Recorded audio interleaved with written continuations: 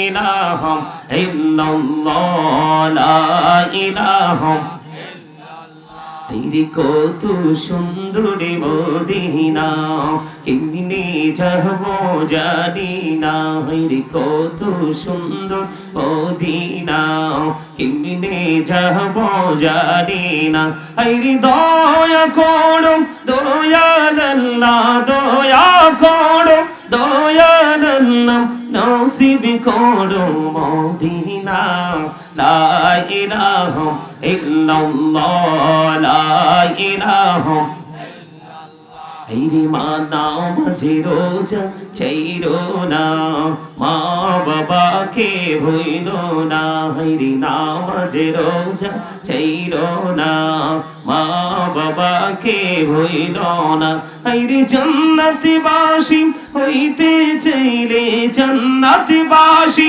হইতে চাইলে প্রাণ বড়ে করু সাধনা লা ইলাহা লা ইলাহা ইল্লাল্লাহ মুহাম্মাদুর রাসূলুল্লাহ সাল্লাল্লাহু আলাইহি ওয়াসাল্লাম আল্লাহ আল্লাহ আল্লাহ আল্লাহ আল্লাহ আল্লাহ আল্লাহ আল্লাহ পাগল পাড়া মনটা শুধু খুঁজে দিবানিশি কেমন করে বলবো গো দয়াল তোমায় ভালোবাসি আল্লাহ আল্লাহ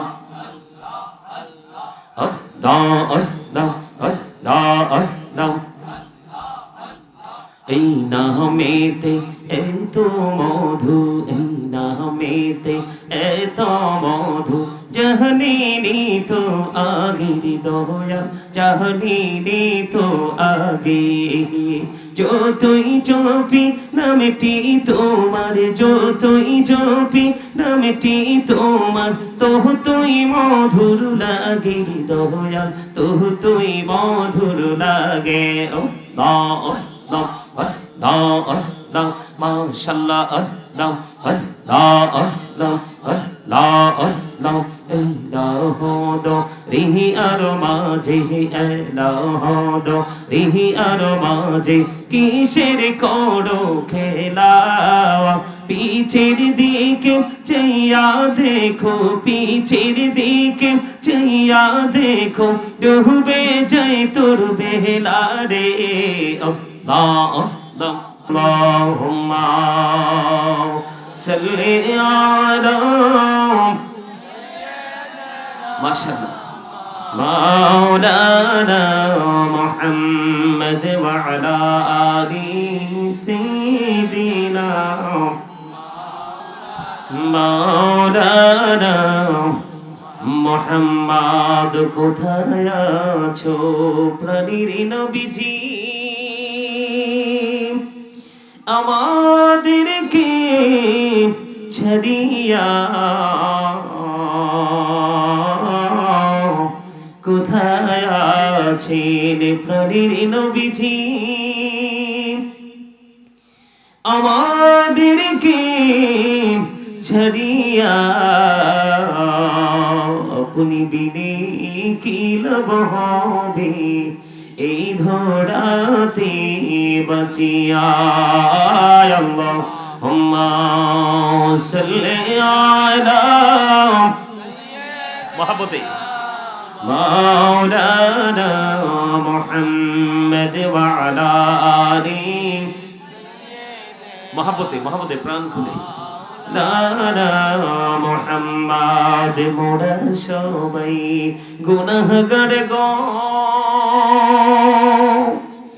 এসেছি আপনার দরবারে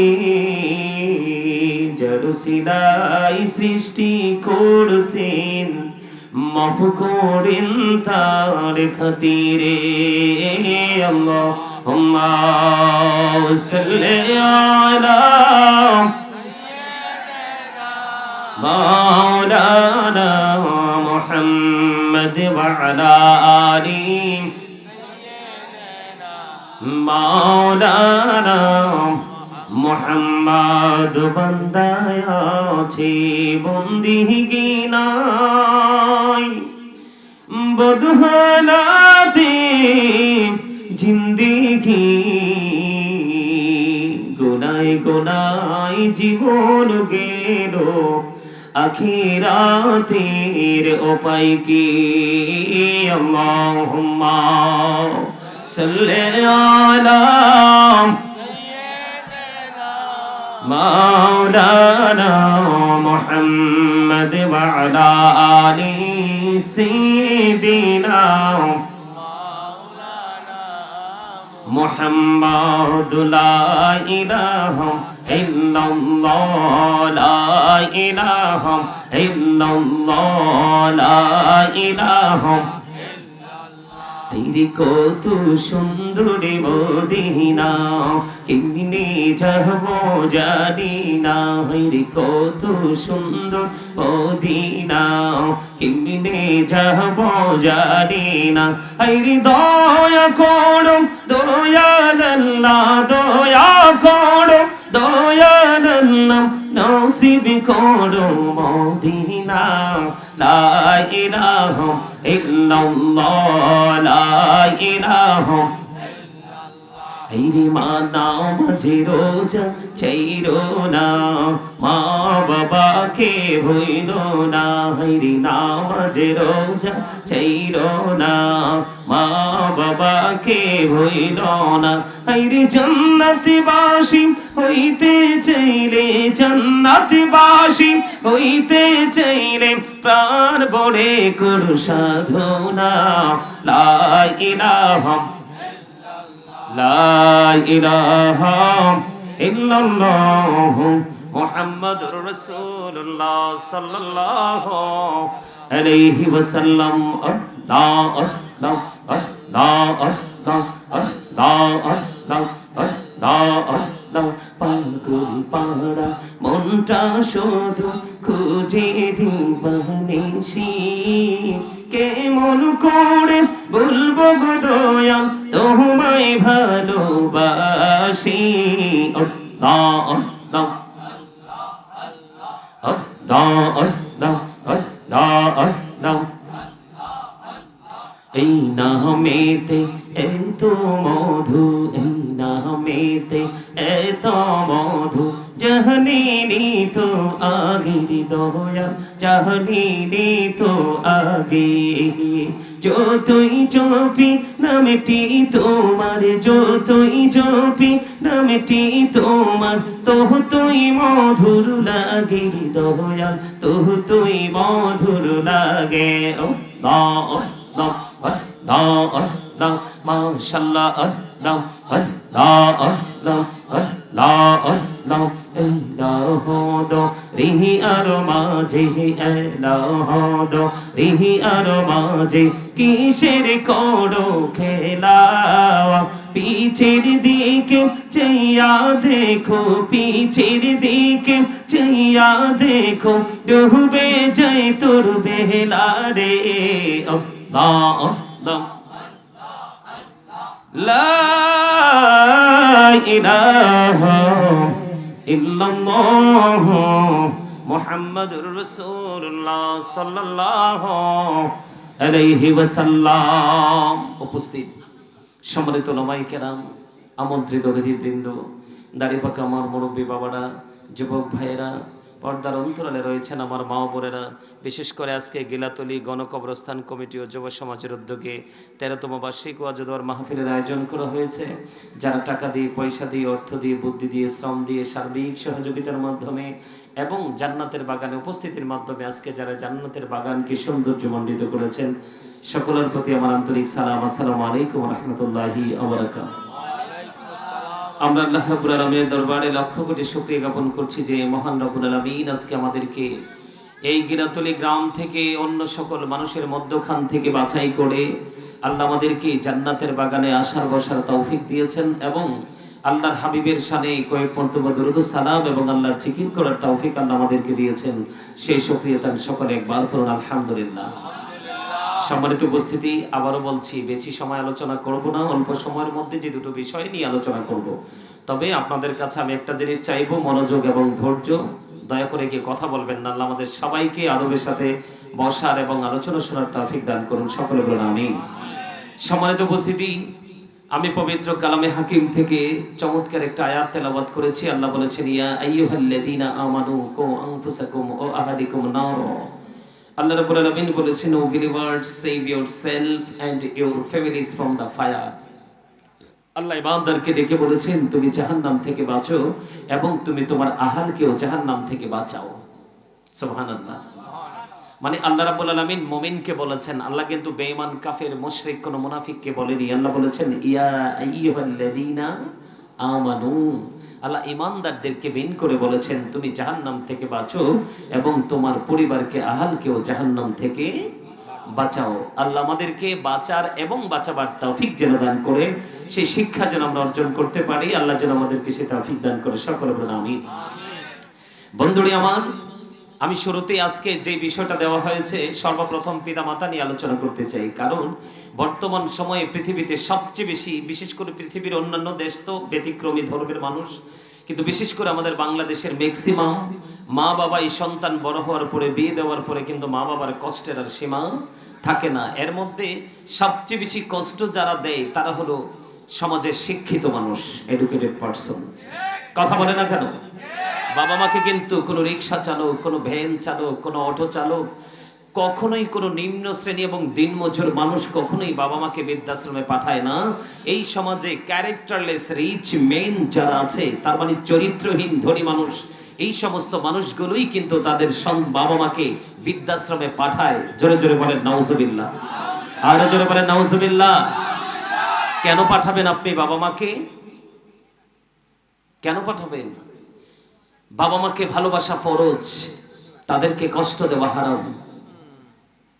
তাদের কথা, তাদেরকে মূল্যায়ন করা, তাদেরকে রেসপেক্ট করা, এটা একজন সন্তান হিসাবে সন্তানের জন্য ফরজ। এই জন্য আমি বলি, we should Obi our parents. প্রত্যেকের উচিত পিতামাতাকে মান্য করা, কারণ পিতামাতাকে ভালোবাসা, সম্মান করা, রেসপেক্ট করা, পৃথিবীর শ্রেষ্ঠ অনারেবল পারসন হিসাবে তাদেরকে মেইন করা, এটা একটা সন্তানের জন্য ফরজ। সুবহানাল্লাহ বলেন না কেন? আরো জোরে। আল্লাহ রাব্বুল আলামিন বলে দিয়েছেন, তাদেরকে কষ্ট দেওয়া হারাম, তাদের কলিজায় আঘাত দেওয়া হারাম। এখনকার ছেলেরা সুখী হবে কিভাবে, শান্তিতে থাকবে কিভাবে? ম্যাক্সিমাম ছেলে মেয়েরাই বাবা মাকে কাঁদায়। কারণ তারা যদি তোমার জন্য ত্যাগ স্বীকার না করতো, তুমি পৃথিবীর আলো মুখ দেখতে না। মা বাবার শক্তি থাকা অবস্থায় বাবা মাকে এখনকার সন্তানেরা বোঝা মনে করে। আর যদি তারা পাওয়ারলেস হয়ে যায়, তার মানে দুর্বল হয়ে যায়, হাঁটতে চলতে পারে না, তাদের কিন্তু কোনো উপায় নেই। তবে আরেকটা চিরন্তন সত্য কথা আমি বলে যাই আপনাদেরকে, বাংলাদেশের ইতিহাসে আমাদের এই বর্তমান সমাজ এত নষ্ট হয়েছে, কন্যা সন্তান যদি পৃথিবীতে আসে আমরা মনে করি অভিশাপ। অথচ বাংলাদেশের ইতিহাসের পাতায় কোথাও লেখা নেই কোন মেয়ে মা বাবাকে বোঝা মনে করে বৃদ্ধাশ্রমে দিয়েছে। ছেলে হলে আমরা খুশি হই, এই ছেলেরাই কিন্তু বাবা মার জন্য বৃদ্ধাশ্রম খুঁজে বেড়ায়। ঠিক কিনা বলেন? এই জন্য পিতা মাতা নিয়ে আলোচনা শোনা, আমি মনে করি বর্তমানে তাদেরকে ভালোবাসা ফরজ। আমি মনে করি এই বিষয় নিয়ে বেশি বেশি আলোচনা করা দরকার প্রত্যেকটা আলেমকে। তার কারণ হলো, আমাদের সন্তানেরা ইহুদিদের রং দেখতে দেখতে তারা ইহুদিদের কালচারে রূপান্তরিত হয়ে গেছে। ঠিক কিনা বলেন? আমি আপনাদেরকে কোরআন এবং হাদিস থেকে দলিল দিব, এক্সাম্পল দিব। আপনাদেরকে এখনো দেখছি অনেকে এলোমেলো।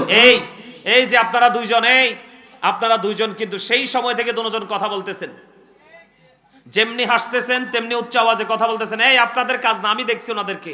আপনারা যদি নেক্সট টাইম কথা বলেন, আমি কিন্তু আপনাদেরকে নিয়ে আপনাদেরকে দাঁড় করাবো। আপনাদের সমস্যা কি? আমি বলছি না, কথা বলার ইচ্ছা থাকলে বাইরে চলে যান, কথা শেষ করে এখানে আসেন। এখানে আমার কোনো ব্যক্তিগত কথা নাই, যা বলছি কোরআন এবং হাদিস থেকে। আমার দিকে তাকান, আমি কি বলি? আমার সোজা সাপটা কথা। ভালো তো সবার লাগবে না, লাগবে? সবাই যদি ভালো লাগতো, প্রত্যেক জুম্মায় কি খতিবরা আলোচনা করে না? মানুষ তো এমনিতেই বদলাই যেত। তারপর আমি আশাবাদী কেউ না কেউ আজকে বদলাবে। আল্লাহ কবুল করে নিক, জোরে বলেন আমিন। বন্ধুরে আমার, আল্লাহ রাব্বুল আলামিন পবিত্র কালামে হাকিমে স্পষ্ট করে বলে দিয়েছেন, ওয়া'বুদুল্লাহ ওয়া লা তুশরিকু বিহি শাইয়্যান ওয়া বিল ওয়ালিদাইনি ইহসানা। আমার আল্লাহ রাব্বুল আলামিন আমাদেরকে বলে দিয়েছেন তোমরা আল্লাহর ইবাদত করো, আল্লাহর সাথে কোনো কিছুকে তোমরা শরীক করিও না। ওয়াবিল ওয়ালিদাইনি ইহসানা, মা বাবার সাথে ভালো আচরণ করো, প্রেমময় আচরণ করো। জোরে জোরে কন্যা সুবহানাল্লাহ। বলেছেন কে? কোরআন থেকে প্রমাণিত বন্ধু। এবার আমি এখান থেকে হাদিস শরীফের দিকে একটুখানি যদি যাই, আমার রাসূলকে প্রশ্ন করা হলো, ইয়া রাসূলুল্লাহ, ইয়া হাবিবাল্লাহ, নবী গো, ও প্রাণের নবী, আমার কাছ থেকে দুনিয়ার মধ্যে সবচেয়ে বেশি ভালো আচরণ পাওয়ার হক কার বেশি? আবার আপনার প্রাণের রাসূল তিনি জানিয়ে দিলেন, ক্বারা উম্মুকা, তোমার মা। আবার প্রশ্ন করা হলো, ক্বারা সুম্মা মান? ইয়া রাসূলুল্লাহ, ইয়া হাবিবাল্লাহ, নবী গো, ও প্রাণের নবী, তারপরে কে? আমার রাসূল বললেন, ক্বারা উম্মুকা। রাসূল আবার বললেন, তোমার মা। আবার প্রশ্ন করা হলো, ক্বারা সুম্মা মান? তারপরে কে গো নবী? আমার রাসূল বললেন, ক্বারা উম্মুকা, তোমার মা। একবার নয়, দুইবার নয়, তিনবার প্রশ্ন করা হয়েছে। আমার রাসূল বারবার উত্তর দিয়েছে, তোমার মা রে। এরপরে বন্ধু প্রশ্ন করা হলো, ক্বারা সুম্মা মান? তারপরে কে গো নবী? আমার রাসূল জানিয়ে দিলেন, ক্বালা আবুকা, তোমার বাবা। জোরে জোরে বলেন না সুবহানাল্লাহ। তিনবার রাসূল বলেছেন, তোমার মা, তোমার মা, তোমার মা। চতুর্থবার রাসূল বলেছেন, তোমার বাবা। তাহলে বাবা মার মূল্যায়ন আছে না নাই? আল্লাহর কোরআন, রাসূলের হাদিস স্পষ্ট করে বলা হয়েছে বন্ধু। আমি বাবা নিয়ে একটুখানি শুরু করতে চাই রে বন্ধু। আমার রাসূলকে প্রশ্ন করা হলো, ইয়া রাসূলুল্লাহ, ইয়া হাবিবাল্লাহ, নবী গো, ও প্রাণের নবী, আমার বাবা আমার সম্পদ নিজের মনে করে খরচ করতে চায়। মানে একজন সন্তান রাসূলের কাছে চলে গেলেন, ইয়া রাসূলুল্লাহ, আমার বাবা আমার সম্পদ তিনি নিজের সম্পদ মনে করে খরচ করতে চায়। নবী গো, এই ক্ষেত্রে আমার কি করণীয়? আমি সমাধান চাই। আমার রাসূল একটা ডাক দিয়ে বললেন, শুধু তাই নয় রে, শুধু তোমার সম্পদ না, শুধু তোমার সম্পদ না, তুমি নিজেও তোমার বাবার সম্পদ। শুধু তোমার অর্থ নয়, তোমার বাবা যদি চাই রে, যেমনি তোমাকেও ইউজ করতে পারবে, তোমাকেও সে যেভাবে ইচ্ছা কাজে লাগাতে পারবে। তুমি একটি বারের জন্য বাবার সাথে না শব্দ ইউজ করতে পারবা না। জোরে জোরে কন্যা সুবহানাল্লাহ। শুধু তাই নয় বন্ধু, যেই সন্তানটা বাবার অবাধ্য, যেই সন্তানটা বাবার অবাধ্য, এই সন্তানটা আল্লাহর অবাধ্য। যেই সন্তানের আচরণে বাবা বিরক্ত, ওই সন্তানের, ওই বান্দার আচরণে আমার আল্লাহ পর্যন্ত বন্ধু বিরক্ত। জোরে জোরে কন্যা একবার নাউজুবিল্লাহ। তাহলে বাবা যদি বলে এদিকে আসো, পারবো না বলা যাবে। বাবা যদি বলে তুমি ঔষধ নিয়ে আসো, পারবো না বলা যাবে। বাবা যদি বলে আমাকে নিয়ে তুমি মদিনায় চলে যাও রে, তুমি কিন্তু বলতে পারবা না আমি পারবো না, যদি তোমার তৌফিক থাকে। ঠিক কিনা বলেন? বাবার ক্ষেত্রে বন্ধু কোনো ধরনের বিরক্তি হওয়া যাবে না। বাবার ক্ষেত্রে কোনো ধরনের বন্ধু বিরক্ত বোধ করা যাবে না। এবার আমি মায়ের কাছে যেতে চাই বন্ধু।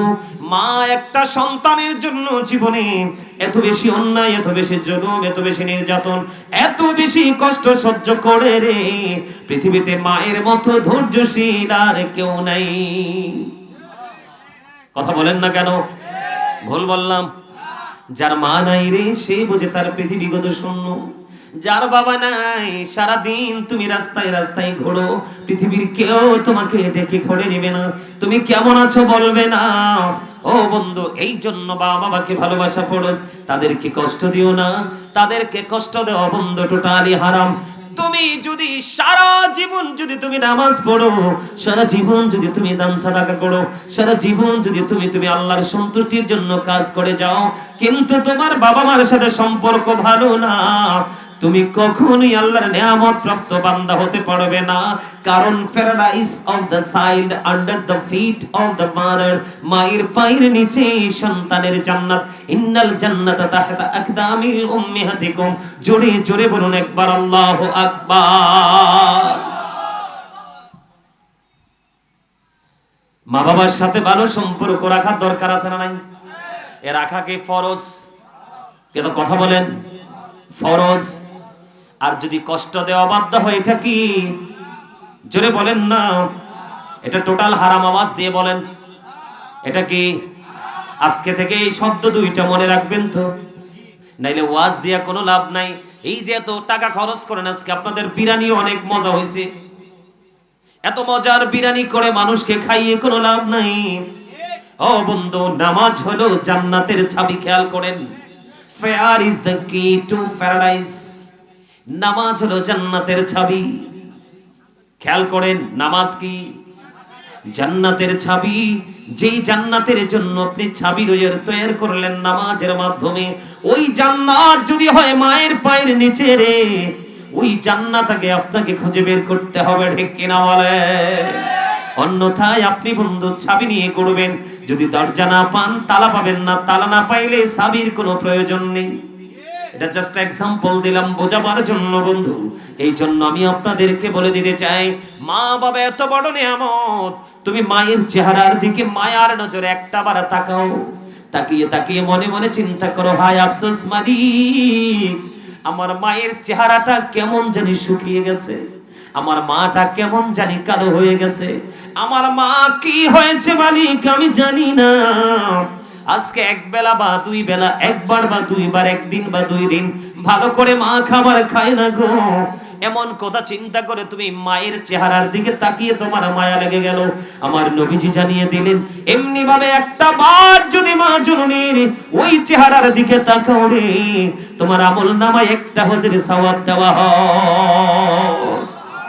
রাসূলকে প্রশ্ন করা হলো, ইয়া রাসূলুল্লাহ, ইয়া হাবিবাল্লাহ, নবী গো, ও প্রাণের নবী, এমনি ভাবে যদি মায়ের দিকে 100 বার তাকানো হয়, আমার নবীজি জানিয়ে দিলেন 100 হজের সওয়াব তোমার আমল নামায়।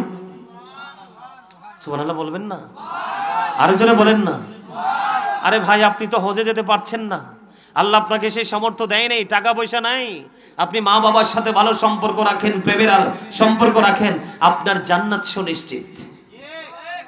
কে বলেছে? রাসূল বলেছে। রাসূলের কথা সত্য না মিথ্যা? 1% যদি সন্দেহ করে ঈমান থাকবে? কথা বলেন, থাকবে? 1% সন্দেহ করলে ঈমান থাকবে না। মা বাবা কত বড় নিয়ামত, মা বাবা কত বড় মধু, এটা একটু বোঝানোর জন্য আমি ছোট্ট একটা হাদিসের অংশ বিশেষ আমি আপনাদেরকে শোনাবো, শুনবেন? বন্ধুরে আমার, হযরতে জুরিজ নামে এক আল্লাহওয়ালা ছিলেন, যুবক। হযরতে জুরিজ মানুষ যেমনি একত্রিত হয়ে বন্ধু নামাজ পড়ে ইবাদত বন্দেগী করে, হযরতে জুরিজ যেমন ভাবে ইবাদত করতে পছন্দ করতেন না। লোকালয় থেকে অনেক দূরে চলে গেল, ওখানে গিয়ে বন্ধু তিনি কি করলেন, মাটি দিয়ে সুন্দর একটা হুজরা বানালেন, মানে ইবাদত খানা বানালেন। এটার মধ্যে তিনি আমল করে বন্ধু একা একা নির্জনে মালিকের সাথে প্রেমের ডুরি। এমন একদিন এই হযরতে জুরিজ বন্ধু নামাজরত অবস্থায়, ঠিক এমন সময় তিনি কিন্তু নামাজে দাঁড়িয়ে গেছে বন্ধু। নামাজে যখন দাঁড়িয়ে গেল, নামাজে দাঁড়িয়ে যাওয়ার পরে এমন সময় মা চলে গেল, ওই মাটির হুজরার বাহির থেকে ডেকে ডেকে বলছে, বাবা, বাবা রে, আমি মা এসেছি, তোমার সাথে একটু দেখা করবো বাবা, একটুখানি দেখা দাও না। কিন্তু জুরিজ তো নামাজের নিয়ত বেঁধে ফেলেছে। এবার জুরিজ মনে মনে ভাবে, ও মালিক, আমি তো নামাজের নিয়ত করে ফেলেছি গো মালিক, এখন আমি কি নামাজ চালিয়ে যাব নাকি আমার মায়ের ডাকে আমি সাড়া দিব? সর্বশেষে তিনি ডিসাইড করলেন, সিদ্ধান্ত নিলেন, না না না, আমি নামাজটাই চালিয়ে যাই, মায়ের সাথে একটু করে দেখা করব নামাজ শেষ করে। এবার নামাজ শেষ হয়ে গেল, নামাজ শেষ করার পরে বাইরে এসে দেখে রে, আজকে মা নাই। মা সেই জায়গা থেকে প্রস্থান করেছে, চলে গেছে। আজকে একদিন চলে গেল, আবার বন্ধু দ্বিতীয় দিন মা দুঃখিনী আবার চলে আসলো বন্ধু। আমি কিন্তু ডেঞ্জারাস জিনিস, আমি কিন্তু আপনাকে ঠিকই চিনছি, আপনাকে বলছি কিন্তু ভোট আর বাদাম কিন্তু এখানে খাওয়া যাবে না। আপনি কিন্তু এখনো খাচ্ছেন, এটা আমারও বলছি, এইটা হচ্ছে আবারও বলছি, যারা বিবেকবান তারা বুঝতে পারবে, কারণ এই জায়গাগুলো একান্তই আল্লাহ রাসূলের পাগলরা ছুটে আসে। তো আপনারা যেহেতু এসেছেন, বসেছেন, আমি তো বেশিক্ষণ আলোচনা করব না, আমাকে বলেই দিছে হুজুর 12টার মধ্যে আমরা জাস্ট ফিনিশ করে দিবেন। আমি ঠিক আছে, ওকে, কিন্তু এই যতটুকু সময় আমরা থাকবো, এই সময়টা যেন আমাদের কাজে লাগে। মনে রাখবেন, এই পৃথিবীতে যারা অনারেবল পার্সন হিসাবে নিজেকে প্রিপেয়ার করেছে, তারা প্রত্যেকটা পার্সন জীবনে সবচেয়ে বেশি মূল্যায়ন করেছে সময়কে। আপনি যদি আপনার সময়কে মূল্যায়ন করতে না পারেন, কখনোই আপনার প্রেজেন্ট এন্ড ফিউচার, বর্তমান এবং ভবিষ্যৎ, এই দুটো স্টেজের একটাকে আপনি আলোকিত করতে পারবেন না। ওয়াজ শোনার জন্য ঘন্টার পর ঘন্টা বসে থাকতে হয় না, কিছুক্ষণ আলোচনা শুনলেই কিন্তু মানুষের লাইফ স্টাইলকে চেঞ্জ করার জন্য যথেষ্ট হয়ে যায়। এটা আমার থিঙ্কিং, এটা আমার চিন্তা। এখন আপনাদের চিন্তাটা কেমন আমি বলতে পারছি না, কারণ আমি কষ্ট পাইলাম আমার ভাই হযরত মাওলানা মুফতি আব্দুল কুদ্দুস সাহেব, তিনি যখন কি চমৎকার স্পর্শকাতর একটা আয়াত তেলাওয়াত করেছে কোরআন থেকে, মিনহা খালাকনাকুম ওয়া ফিহা নুইদুকুম ওয়া মিনহা নুখরিজুকুম তারাতান উখরা।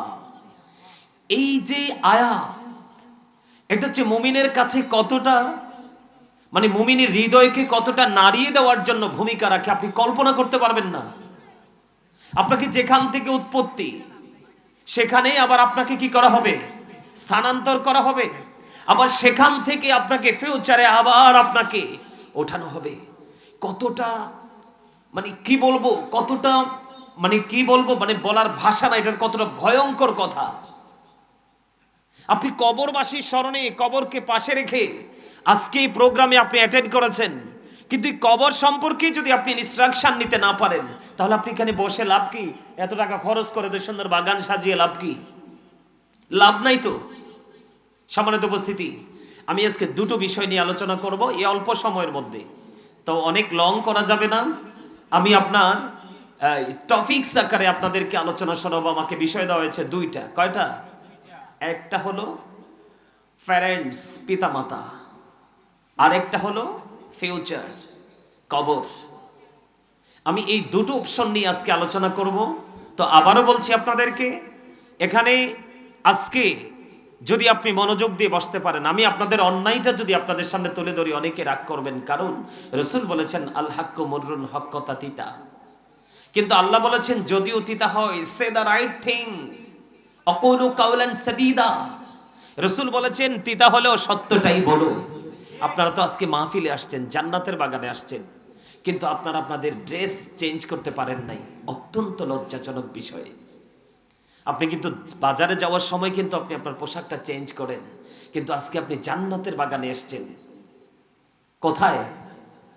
জান্নাতের বাগানে এসেছেন আল্লাহ রাসূলকে খুশি করার জন্য, কিন্তু আপনি আপনার মানে জান্নাতের বাগানে আসার পরেও, আসার আগে আপনি আপনার যে ড্রেস আপ চেঞ্জ করতে পারেননি, বিশেষ করে মাথায় টুপি নাই। মুসলমানকে আমি চিনব কি করে? হিন্দুরা কিন্তু দাড়ি রাখে, হিন্দুরা, খ্রিস্টানরা, ইহুদিরা কিন্তু পাঞ্জাবিও পরে, কিন্তু ওরা টুপি। টুপি হলো মুসলমান চিনার বর্তমান ফিতনার জামানায় সবচেয়ে বড়। আপনাদেরকে যদি বলি, আপনারা আরো রাগ করবেন, আপনাদের ম্যাক্সিমাম লোকের মাথায় ইহুদি স্টাইলে সাটিং দেওয়া। এই যে আপনারা যে মাথার চুল কেটেছেন, ম্যাক্সিমাম আপনাদের মাথার চুল কাটার স্টাইল ইহুদিদের স্টাইল। আপনি কবরে কিভাবে যাবেন? আমি যদি এখন আপনাকে যদি বলি, এখানে যারা প্যান্ট পরা আছেন, ম্যাক্সিমাম ছেলের পরনের পোশাকটাই হারাম। কারণ মুসলমানের শুধু নারীদের জন্য পর্দা ফরজ নয়, পুরুষের জন্য পর্দা ফরজ। লিবাসুত তাকওয়া যালিকা খায়র, আল্লাহর কাছে সবচেয়ে পছন্দের পোশাক হলো তাকওয়ার পোশাক, যেটা উপর দিয়ে থাকবে নাভি বরাবর, নিচে দিয়ে থাকবে টাকনুর উপরে। আপনি কিন্তু দুই কন্ডিশনের একটাতেও নাই, উপর দিয়েও নাভির নিচে, নিচে দিয়েও টাকনুর নিচে। এত অপরাধ নিয়ে কিভাবে যাবেন কবরে? এই জন্য আমি আপনাদেরকে একটুখানি আলোচনা শোনাবো। আপনারা একটু ধৈর্য ধরে শোনার আগ্রহ আছে তো আপনাদের? কথা বলবেন? আপনারা কি কথা বলবেন নাকি শুনবেন? আজকে কি আপনারা স্পিকিং করবেন নাকি লিসেনিং করবেন? Thank you very much, absolutely right answer. আসেন, সবাইকে বলছি সামনে আসেন। আপনারা সামনে না আসলে তো আমি ওয়াজ করবই না। সবাইকে বলছি, জান্নাতের বাগানে আসার পরে এই সাইড মোটামুটি ঠিক আছে, এই সাইড আমার ডান দিক মোটামুটি ঠিক আছে, পারফেক্ট, কিন্তু ওই পাশ, এই যে মুরব্বীরা, আপনারা পিছনে গেছেন কেন? আপনারা যারা মুরব্বী, আপনারা পিছনে গেছেন কেন? আপনারা তো সামনে থাকার কথা। الصلاة والسلام عليك يا رسول الله، الصلاة والسلام عليك يا حبيب الله، الصلاة والسلام عليك يا شافع المذنبين